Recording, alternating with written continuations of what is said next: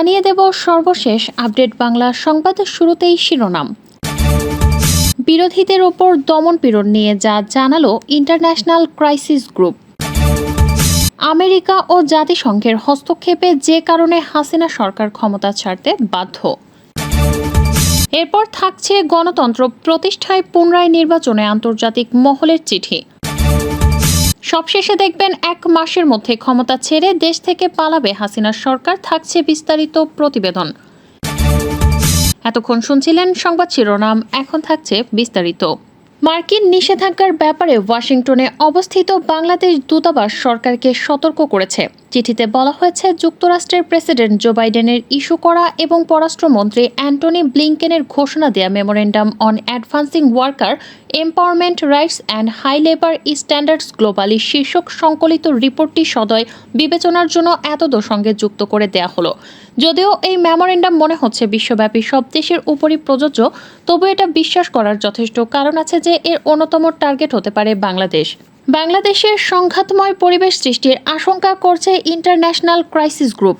ক্ষমতাসীন আওয়ামী লীগ ও বিরোধী বিএনপির মধ্যে উত্তেজনার প্রেক্ষাপটে বিরোধীদের ওপর দমনপীড়ন বাড়তে থাকতে হলে তা থেকে বড় ধরনের আন্দোলন দানা বাঁধতে পারে।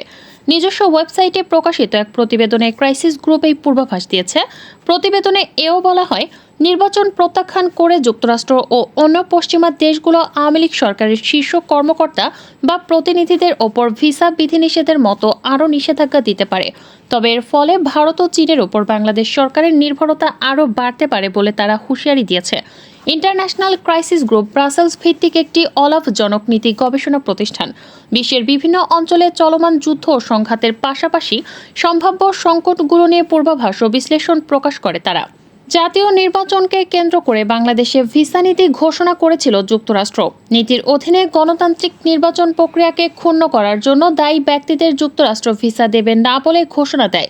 এবার পাকিস্তানের আসন্ন জাতীয় নির্বাচনকে কেন্দ্র করে মার্কিন পররাষ্ট্র দপ্তরের নিয়মিত প্রেস ব্রিফিংয়ে একই প্রসঙ্গ নিয়ে কথা উঠেছে। এ সময় কথা প্রসঙ্গে বাংলাদেশকে টেনে উদাহরণ দেয়া হয়। আজ এক ব্রিফিংয়ে সাংবাদিক মার্কিন পররাষ্ট্র দপ্তরের প্রেস সচিব বেদান্ত প্যাটেলকে প্রশ্ন করেন। জবাবে মিস্টার প্যাটেল বিস্তারিত না বলে জানিয়ে দেন, আমরা বিশ্বাস করি না যে কোনো পার্থক্য আছে, আমরা শুধু প্রিভিউ দেখব না। সাংবাদিক আবার প্রশ্ন করেন, তাহলে যদি এমন কেউ থাকে যারা নির্বাচনে হস্তক্ষেপ করে? জবাবে প্যাটেল বলেন, প্রতিটি দেশ আলাদা, তবুও আবার বলছি, আমরা বাংলাদেশ সহ সারা বিশ্বে অবাধ ও সুষ্ঠু নির্বাচন দেখতে চাই, অবশ্যই পাকিস্তানেও। যখন আমরা এমন কিছু দেখি যা এই অঞ্চল সম্পর্কে আমাদের দৃষ্টিভঙ্গির বিপরীতে রয়েছে, তখন আমরা তাদের সমাধান করার বিষয়ে বলবো। হাসিনা সরকারের দমনপীড়ন নিয়ে আবারও উদ্বেগ প্রকাশ করল হিউম্যান রাইটস ওয়াচ। রিপোর্ট বলেছে, প্রধানমন্ত্রী শেখ হাসিনা প্রতিপক্ষের পদত্যাগ আহ্বানের দাবিতে আলোচনা প্রত্যাখ্যান করার পর তাদের আরও 3 জন সিনিয়র নেতাকে গ্রেফতার করা হয়েছে। দেশকে কঠোর হস্তে শাসন করার অভিযোগ আছে শেখ হাসিনার বিরুদ্ধে। ব্যাপকভাবে মানবাধিকার লঙ্ঘনের অভিযোগে তার প্রশাসনের বেশিরভাগ সিনিয়র পুলিশ কর্মকর্তার বিরুদ্ধেই নিষেধাজ্ঞা দিয়েছে যুক্তরাষ্ট্র। নতুন মার্কিন ভিসা নীতির আওতায় কাদের ফেলা হয়েছে, কতজনকে ভিসা নিষেধাজ্ঞা দেওয়া হয়েছে, তাদের ভূমিকা ও অবস্থান কি ছিল? এমন প্রশ্নের জবাবে ডোনাল্ড লু বলেন, আমরা শুরু থেকেই বলেছি, এই নীতির আওতায় ভিসা নিষেধাজ্ঞা যাদের দেয়া হবে তাদের নাম আমরা প্রকাশ করব না। কাউকে ভিসা না দেওয়া সহ যে কোনো ভিসা রেকর্ড মার্কিন আইন অনুযায়ী গোপনীয় তথ্য। আমি এটুকু বলতে পারি যে এই নীতি ঘোষণা করার পর থেকে সার্বিক ঘটনা খুব কাছ থেকে আমরা দেখেছি। সাক্ষ্য প্রমাণ ভালোভাবে পর্যালোচনা করার পর আমরা আইন প্রয়োগকারী সংস্থা, ক্ষমতাসীন দল ও বিরোধী রাজনৈতিক দলের সদস্যদের ওপর ভিসা নিষেধাজ্ঞা আরোপ করেছি। এই নীতির উদ্দেশ্য হল সহিংসতা কমানো এবং অবাধ ও সুষ্ঠু নির্বাচনকে বাধাগ্রস্ত করে এমন যে কোনো কর্মকাণ্ড প্রতিরোধ করার মাধ্যমে বাংলাদেশের জনগণের গঠনমূলক অংশীদার হওয়া। বিশ্বের নতুন রাজনৈতিক মেরুকরণে বাংলাদেশ বৃহত্তর শক্তিধর দেশগুলোর আগ্রহের কেন্দ্রবিন্দু হয়ে উঠছে কিনা তা নিয়ে নানা মত আছে। আন্তর্জাতিক সম্পর্ক বিশ্লেষকদের কেউ কেউ মনে করেন, বাংলাদেশের ভৌগোলিক অবস্থান, সম্ভাবনাময় অর্থনীতি এবং বঙ্গোপসাগরের প্রতি বৈশ্বিক আগ্রহ, এসব কারণে রাজনৈতিক মেরুকরণের নতুন ক্ষেত্র হচ্ছে বাংলাদেশ। এর সাথে দ্বিমত আছে। বিশ্লেষকদের আরেকটি অংশ মনে করছেন, বাংলাদেশ নিয়ে শক্তিধর দেশগুলোর আগ্রহ থাকলেও সেটা খুব বেশি নয়। বাংলাদেশ নিয়ে সম্প্রতি যুক্তরাষ্ট্র, চীন এবং রাশিয়া যেসব তৎপরতা এবং বক্তব্য দিয়েছে তাতে মেরুকরণের আভাস পাওয়া যাচ্ছে। নির্বাচন নিয়ে বর্তমান সরকারের ওপর যুক্তরাষ্ট্রের চাপ দৃশ্যমান হলেও চীন এবং রাশিয়ার অবস্থান যুক্তরাষ্ট্রের সাথে সামঞ্জস্যপূর্ণ নয়। আন্তর্জাতিক রাজনীতিতেও যুক্তরাষ্ট্রের সাথে রাশিয়া ও চীনের বিরোধ এখন দৃশ্যমান। এর প্রভাব বাংলাদেশের ক্ষেত্রেও পড়ছে বলে মনে করেন বিশ্লেষকরা। বাইডেন প্রশাসনের পররাষ্ট্রনীতির একটি অংশ হচ্ছে বিশ্বের বিভিন্ন দেশে গণতন্ত্র ও মানবাধিকার প্রতিষ্ঠার পক্ষে কাজ করা। এরই অংশ হিসেবে তারা বাংলাদেশের বিষয়ে আগ্রহী হয়েছে।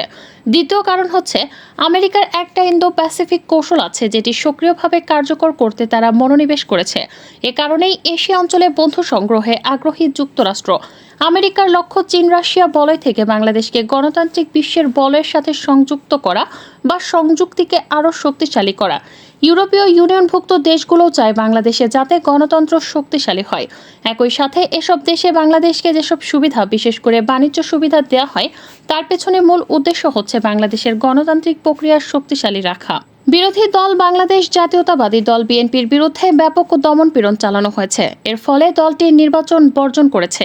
এ অবস্থায় 7 জানুয়ারি অনুষ্ঠিত জাতীয় সংসদ নির্বাচন নিয়ে পশ্চিমারা সমালোচনা করেছেন। তারা বাংলাদেশে গণতন্ত্রের পশ্চাৎপসরণ নিয়ে উদ্বেগ প্রকাশ করেছেন। শেখ হাসিনাকে বিজয়ী ঘোষণা করার পরপরই যুক্তরাষ্ট্র বলেছে তারা বাংলাদেশে এই নির্বাচনকে অবাধ ও সুষ্ঠু বলে স্বীকার করে না। নির্বাচনের পর 9 জানুয়ারি নিজ দল আওয়ামী লীগের দলীয় কর্মীদের এক সভায় ভাষণ দেন শেখ হাসিনা। সেখানে তিনি অভিযোগ করেন যে বিএনপি তার অজ্ঞাত বিদেশি প্রভুদের পক্ষে কাজ করছে। 2026 সালে জাতিসংঘের স্বল্পোন্নত দেশের তালিকা থেকে উন্নীত হওয়ার কথা বাংলাদেশে। এই পট পরিবর্তনের পরে ইউরোপিয়ান ইউনিয়নের বাজারে শুল্কমুক্ত এবং কোটামুক্ত রপ্তানি সুবিধা প্রত্যাহারের আগে 3 বছর সময় পাবে বাংলাদেশ। বাংলাদেশে বিশ্বব্যাংকের সাবেক প্রধান অর্থনীতিবিদ জাহিদ হোসেন ডয়েচে ভেলেকে বলেছেন, বাংলাদেশ পশ্চিমা দেশগুলোর সঙ্গে অর্থনৈতিক সুবিধাগুলো ধরে রাখতে বিকল্প পন্থা ব্যবহার করতে পারে।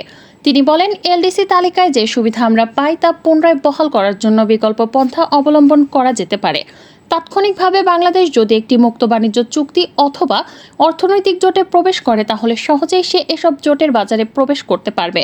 বাংলাদেশের নতুন পররাষ্ট্রমন্ত্রী ডক্টর হাসান মাহমুদ ইউরোপিয়ান দেশগুলোর সঙ্গে ইতিবাচক সম্পর্কের জন্য তিনি পরিচিত। তার সঙ্গে বুধবার সাক্ষাৎ করেছেন বাংলাদেশে নিযুক্ত ইউরোপিয়ান ইউনিয়নের রাষ্ট্রদূত চার্লস হোয়াইটলি। এই সাক্ষাতের পর হাসান মাহমুদের ইউরোপের সঙ্গে শক্তিশালী সম্পর্ক এবং ইউরোপের সঙ্গে গভীর বোঝাপড়া থাকার প্রশংসা করেন হোয়াইটলি। তিনি সাংবাদিকদের বলেন, বাংলাদেশ ও ইউরোপিয়ান ইউনিয়নের মধ্যে সম্পর্ক হবে নতুন পার্টনারশিপ অ্যান্ড কোঅপারেশন এগ্রিমেন্টের ওপর ভিত্তি করে। তিনি বলেন, আইনগতভাবে বাধ্য এই চুক্তি নিয়ে শিগগিরই সমঝোতা হবে এবং এটা হবে বিদ্যমান চুক্তির চেয়ে বেশি রাজনৈতিক। বিশ্লেষক মাইকেল কুগলম্যান বিশ্বাস করেন, বাংলাদেশকে একটি পক্ষ বেছে নিতে বাধ্য করা হবে না এবং সুপার পাওয়ারগুলোর মধ্যে ভারসাম্য রক্ষা করতে সক্ষম হবে।